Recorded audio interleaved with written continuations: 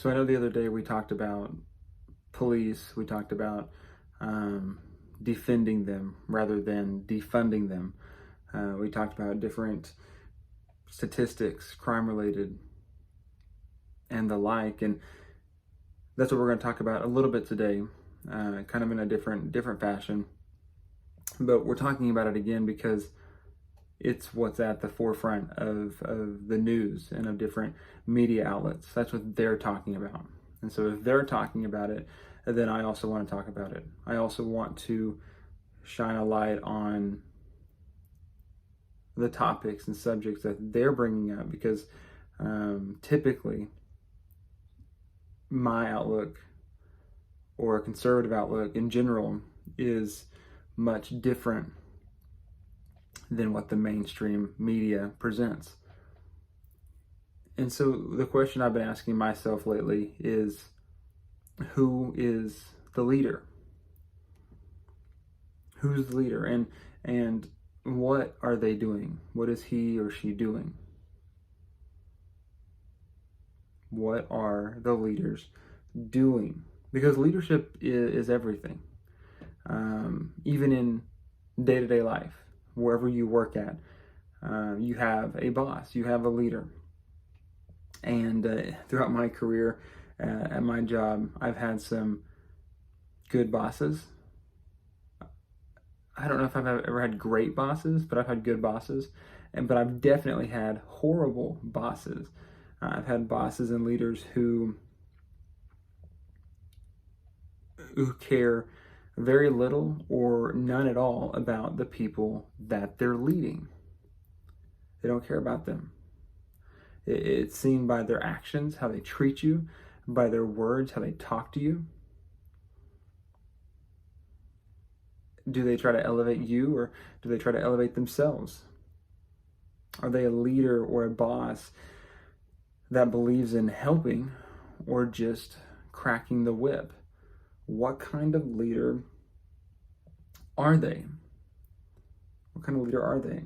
There's something that Ronald Reagan said: we must reject the idea that every time a law is broken, society is guilty rather than the lawbreaker. It is time to restore the American precept that each individual is accountable for his actions.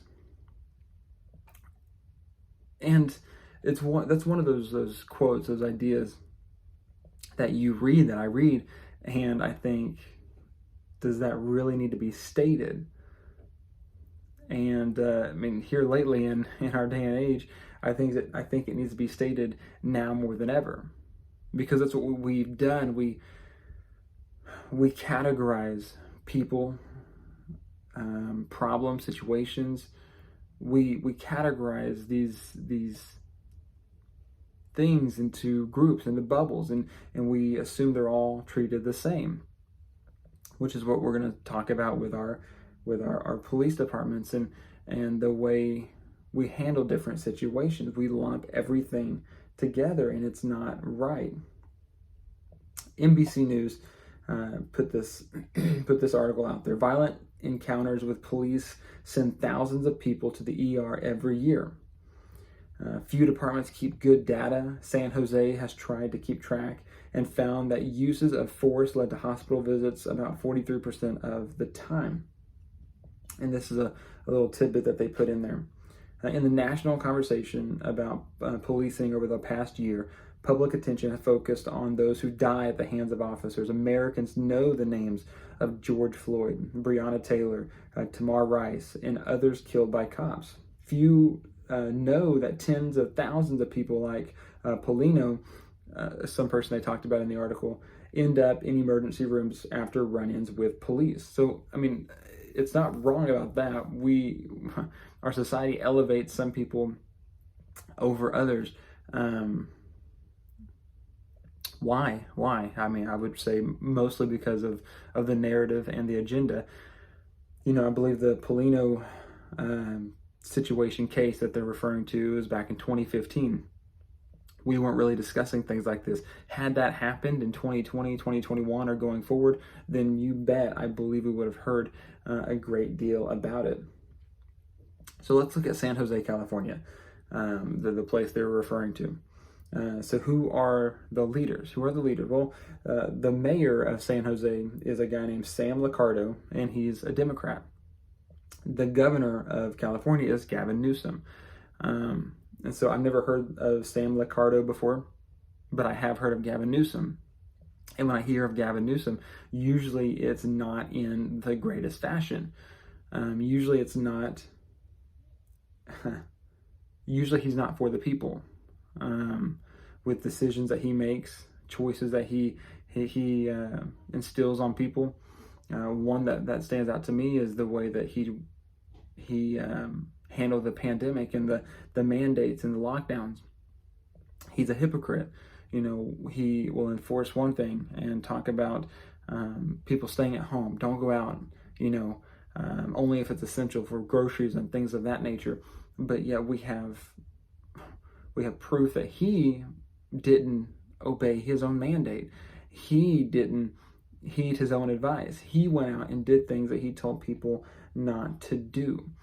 I don't want a leader who's hypocritical. If you're going to enforce something because it's for the good of the people, then I want you to act as if it's for the good of the people.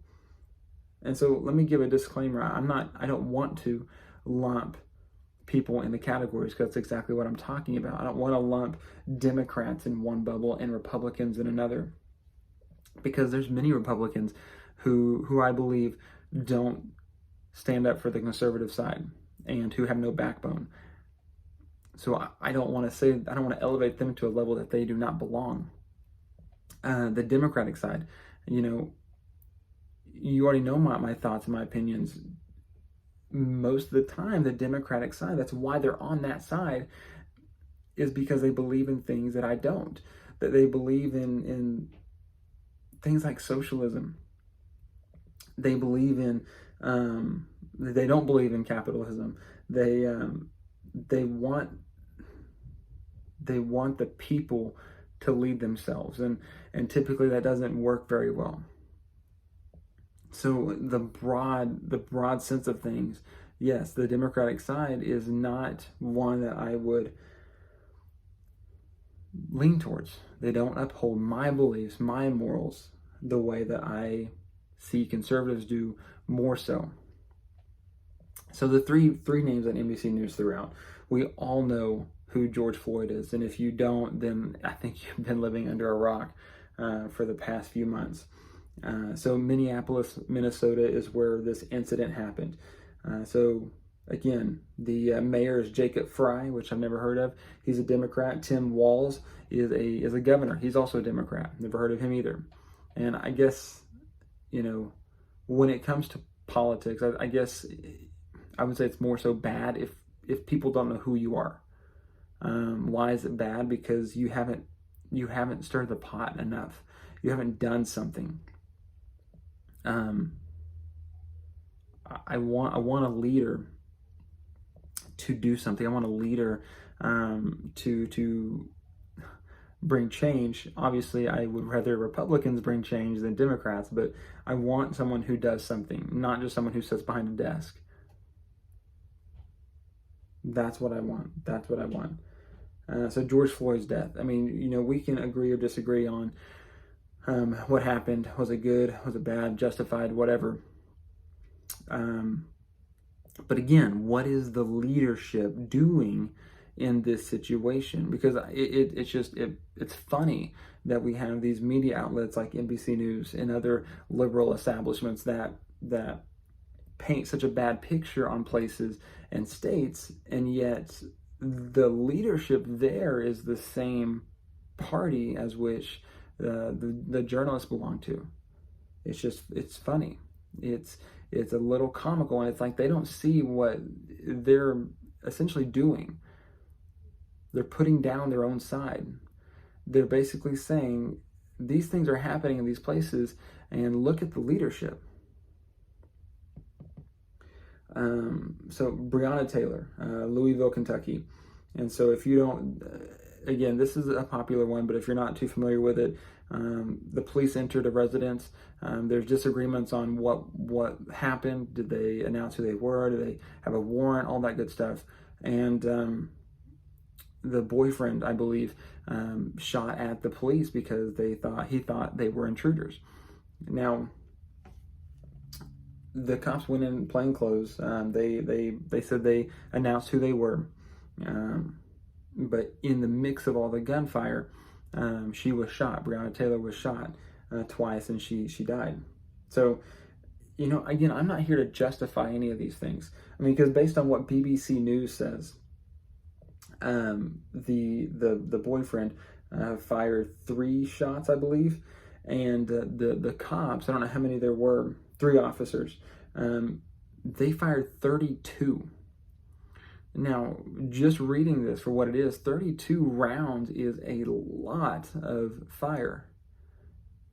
Assuming there's one person involved who fired 3 shots. I mean, talk about overkill. Talk about overkill. But let's see. So the Louisville, Kentucky, Greg Fisher is the Democratic mayor, and then Andy Beshear is the Democratic governor of Louisville, Kentucky. And so let's rewind for a second. I'm going to go back to George Floyd. So again, based on what I've seen, I think it was a quote overkill what the officers did or didn't do. I don't think majority of it was right. But at the same time, I know that our media and that our society is making it they only have one vision. They have one vision for the victim who most likely was at the wrong at the time of the situation. Doesn't justify what happened to resolve the issue. But our society only sees one side. We don't see the side of the officer. And then we go to Tamar Rice from Cleveland, Ohio. The leadership there is Franklin G. Jackson is the Democratic mayor. And then we got Mike DeWine, which is a Republican governor. So again, I first would look to the mayor, to the leadership of that entity, that city, town, first, and hope that they're handling it, dealing with the situation, and then we branch off to the governor, and so on and so forth. Again, Democratic, Republican, not everyone's perfect, and and sometimes we don't resolve issues that need to be resolved, and maybe they did. There's so much information out there that it's near impossible to gather all of that. But Tamar Rice, according to BBC News, they had a video which is very enlightening, more so than what they put down in their article. This is what they wrote. Tamar Rice shot within 2 seconds of police arrival.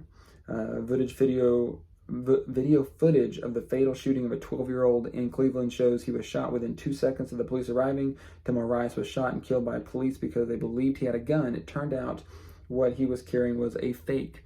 So if you watch the video, they don't describe this in detail, but if you watch the video, you can't tell how old he is, 12 years old. It looked like he had a hood on, so again, you can't see his face real well. And he's walking down a sidewalk, and people are walking by, and he pulls out a gun. I don't know if it's fake. The officers didn't know if it was fake. When the officers responded, they rolled down the window to talk to him, and when they're trying to do that, they said he pulls out the gun like he's about to fire at them, and they reacted.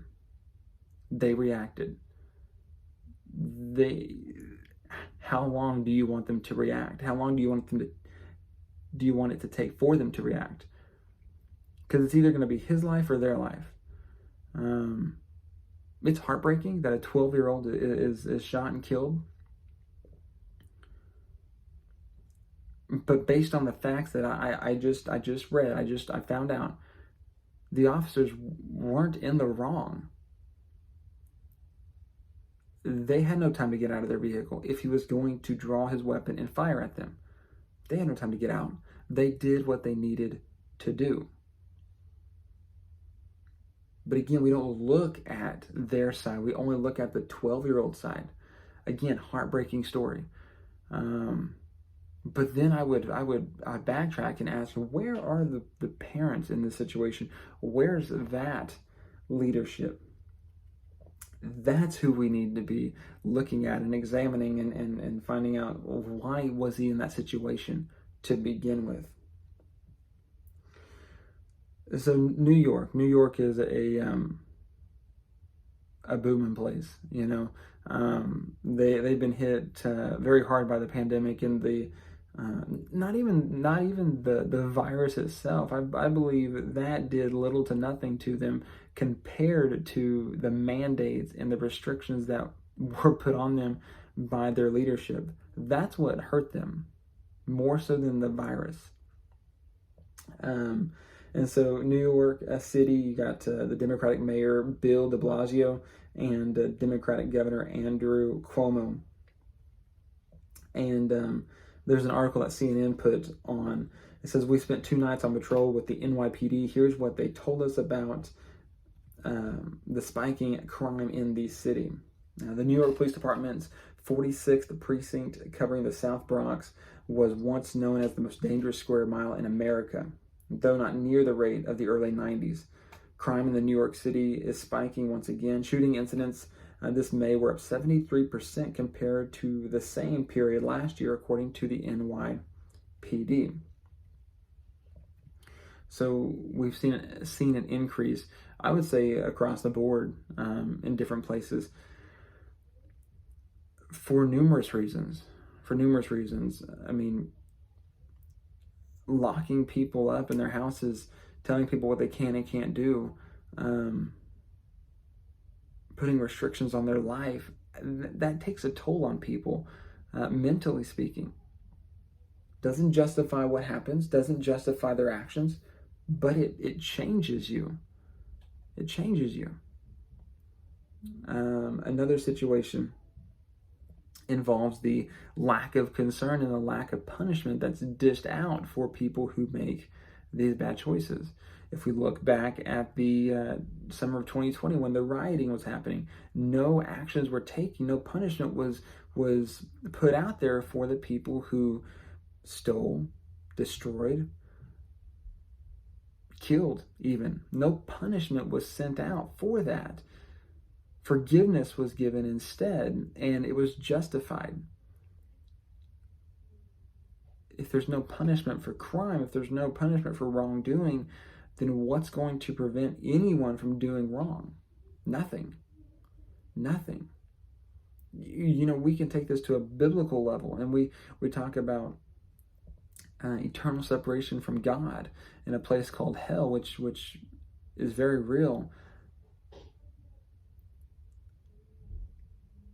And the Bible tells us that's the punishment, that's the eternal dwelling for people who turn their backs on God and say, no, I don't want to follow you. I don't want to accept your forgiveness for my sins. I want to keep doing what makes me happy. I want to do wrong because it feels good. And you have that right. You have that choice. It doesn't negate the fact that there's a punishment for it. Whether it's eternity or whether it's now, there's a punishment for our wrongdoings. So we look at crime rates that are up. So then why not look at the budget? Why not look at some things that are happening? So the Citizen Budget Commission of New York put this out there August 13th of 2020. The size of the New York City Police Department's budget was a prominent focus of this year's budget negotiations, with many activists and elected officials calling for a $1 billion cut. City funding for the NYPD is projected to decline by $282 million from $10.5 billion to $10.2 billion between fiscal years 2020 and 2021.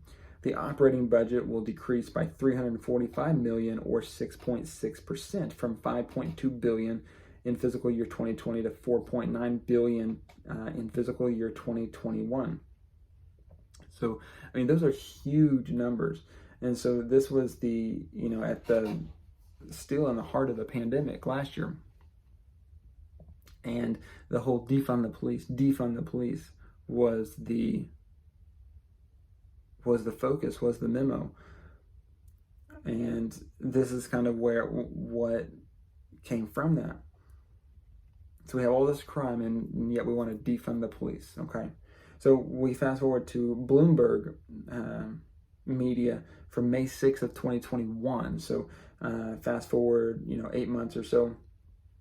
New York City's violent crime is up. So is the city's police budget. Okay, so some things clicked. The agenda changed. I'm not sure. Protests calling to defund the police have become a familiar sight in New York City. But this year, if Mayor Bill de Blasio gets his way, one of America's most progressive cities will actually send more dollars to the NYPD than it did a year ago. Okay, well, that's good. That's good. I mean, obviously we need things like that, but we also need the backing of our society and our leadership on decisions that are good, and we need punishment for officers who make the wrong decisions. Not all police are good. Not all police make the right decision, but I would go out there and say 95% of the officers that we have in our nation make good decisions and are doing the job because they love it, because they want to do it.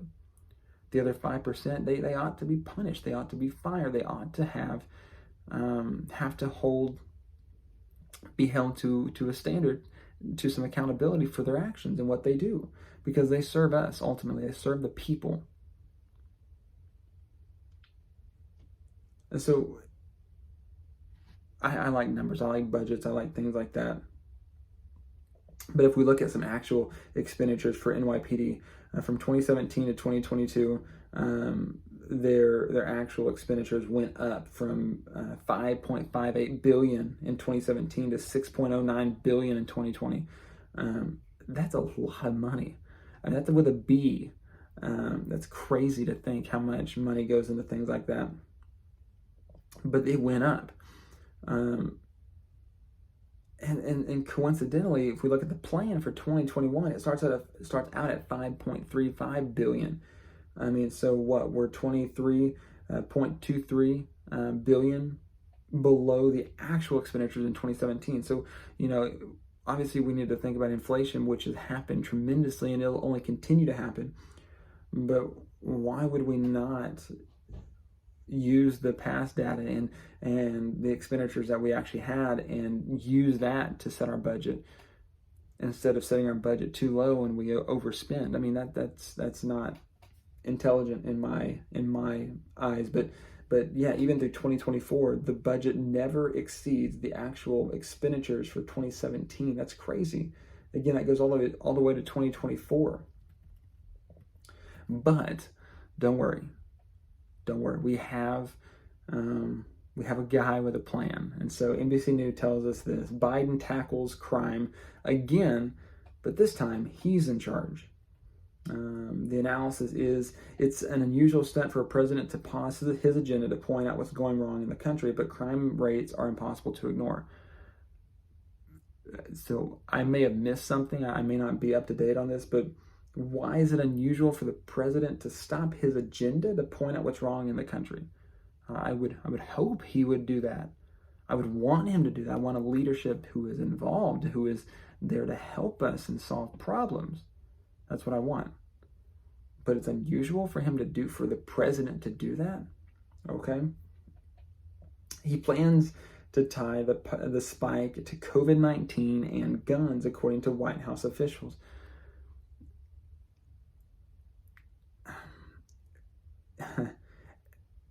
Sure, COVID-19. Again, I just stated, with the pandemic, it does something to us mentally. Okay, fantastic. Again, doesn't justify anything. Guns, okay. Guns can be used by good and bad people. It's funny to look at states who have strict gun laws versus open gun laws, less restrictive, and we look at the statistics on crime and shootings. And typically the states who have open and free gun laws are a lot less than the ones who have stricter ones. Why is that? I would go back to the leadership. I would go back to the leadership and to what we do to uphold and have some accountability for people who break the law. What do we do? What do we do? But it's not justifiable. He can address COVID-19 and guns as the problem. Okay, I think that's a lost train to catch. But what's the real problem? The real problem is the leadership. Any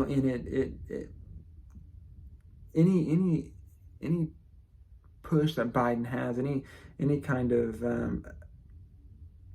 point he wants to make, in my opinion, is kind of negated by things that he's done in the past, such as when the deaths of these people, George Floyd, Breonna Taylor, Tamir Rice, he wants to take a stand strictly for them. He wants to take a stand and talk about how white supremacists did this, that the country is racist, that there's division within us and within our nation, that we can't get along, that we need to completely undo everything that our nation has been founded on and up to this point and start over. That's the memo that's going around with this Juneteenth holiday. Biden himself has called it the National Juneteenth Independence Day or something of that sort. And one would gather that this day is trying to replace July 4th, our actual Independence Day. That's real stuff. Again, so for a president who cares so much about stepping up there for things like this, he doesn't do a very good job of talking about different things that relate to it. I don't trust it. I don't trust his line of thinking and why he goes the way that he does. ABC News kind of tagged in on this as well. Biden to let communities repurpose COVID relief money to stop gun crime. The president plans to announce a comprehensive strategy to stop gun violence.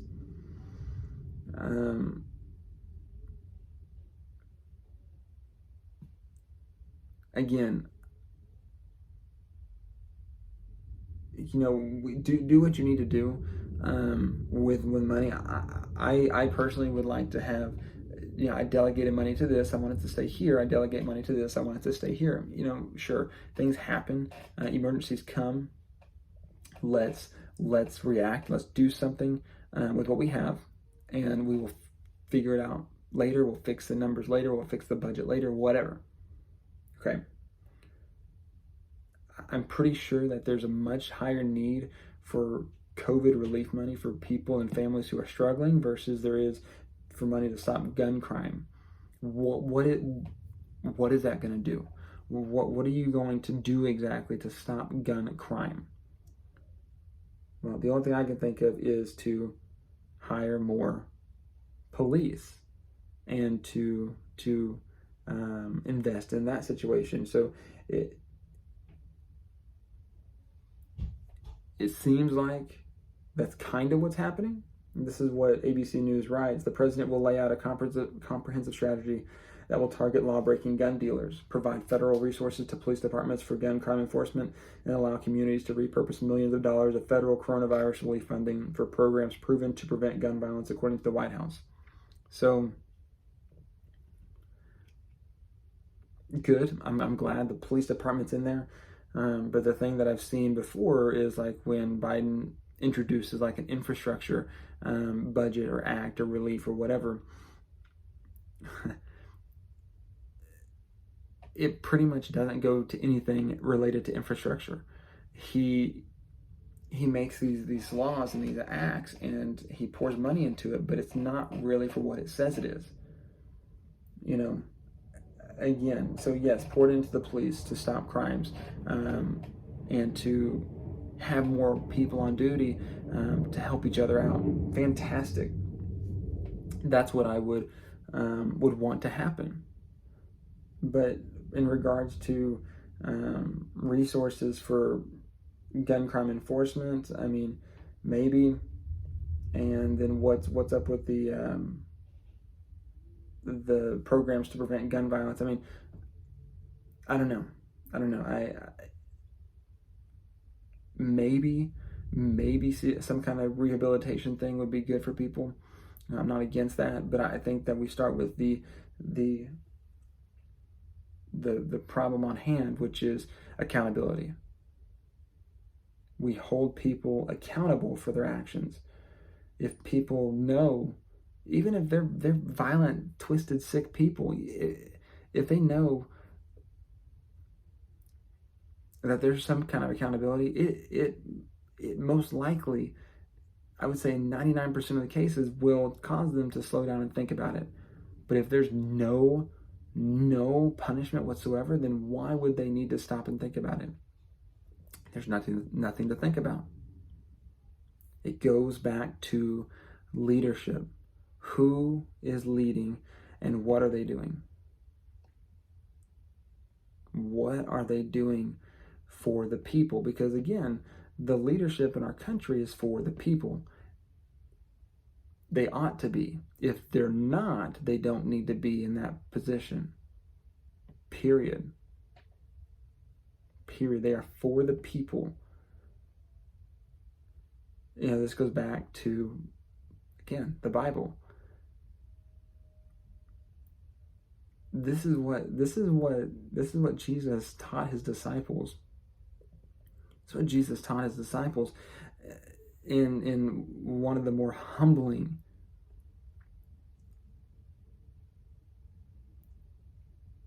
self-sacrificing ways in the Bible that Jesus gives us is when he washes his disciples' feet. During Passover, Jesus' last meal with his disciples and his friends before he is taken away and crucified, he gets up and he washes his disciples' feet. This is the Son of God. This is the Messiah. This is Lord of creation. And he kneels down to wash their feet.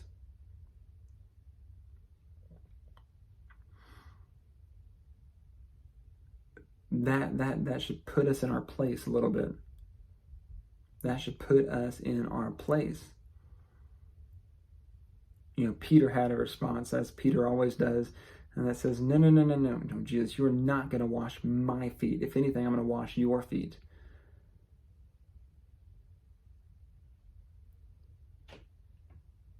Which I feel like is a good response for Peter.